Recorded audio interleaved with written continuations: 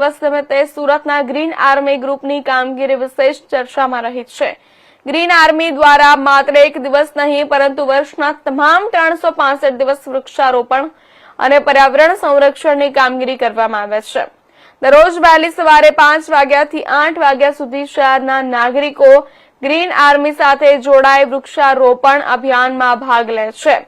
વર્ષ 2018માં તુલસીભાઈ માંગુકિયા અને તેમના મિત્રોએ આ પર્યાવરણીય અભિયાનની શરૂઆત કરી હતી। ગ્રીન આર્મીના સભ્યોએ અત્યાર સુધીમાં અંદાજે 1.5 લાખથી વધુ વૃક્ષોનું વાવેતર કરીને તેનું જતન અને ઉછેર કર્યો છે।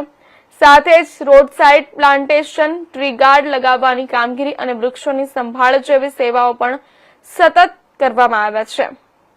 ગ્રીન આર્મીની આ પહેલ સુરત શહેરમાં પર્યાવરણ પ્રત્યે જાગૃતિ ફેલાવવાની સાથે હરિયાળી વધારવામાં મહત્વપૂર્ણ સાબિત થઈ રહી છે। મહત્વના સમાચાર જણાવી દઈએ સુરતથી વિશ્વ પર્યાવરણ દિવસ નિમિત્તે સુરતના ગ્રીન આર્મી ગ્રુપની કામગીરી વિશેષ ચર્ચામાં રહી છે। ગ્રીન આર્મી દ્વારા માત્ર એક જ દિવસ નહીં પરંતુ વર્ષના તમામ 365 દિવસ વૃક્ષારોપણ અને પર્યાવરણ સંરક્ષણની કામગીરી કરવામાં આવે છે। દરરોજ વહેલી સવારે 5 વાગ્યાથી 8 વાગ્યા સુધી શહેરના નાગરિકો ગ્રીન આર્મી સાથે જોડાઈ વૃક્ષારોપણ અભિયાનમાં ભાગ લે છે। વર્ષ 2018માં તુલસીભાઈ માંગુકિયા અને તેમના મિત્રોએ આ પર્યાવરણીય અભિયાનની શરૂઆત કરી હતી। ગ્રીન આર્મીના સભ્યોએ અત્યાર સુધીમાં અંદાજે 1.5 લાખથી વધુ વૃક્ષોનું વાવેતર કરીને તેનું જતન અને ઉછેર કર્યો છે। સાથે જ road side plantation, tree guard લગાવવાની કામગીરી અને વૃક્ષોની સંભાળ જેવી સેવાઓ પણ સતત કરવામાં આવે છે। ગ્રીન આર્મીની આ પહેલ સુરત શહેરમાં પર્યાવરણ પ્રત્યે જાગૃતિ ફેલાવવાની સાથે હરિયાળી વધારવામાં મહત્વપૂર્ણ સાબિત થઈ રહી છે।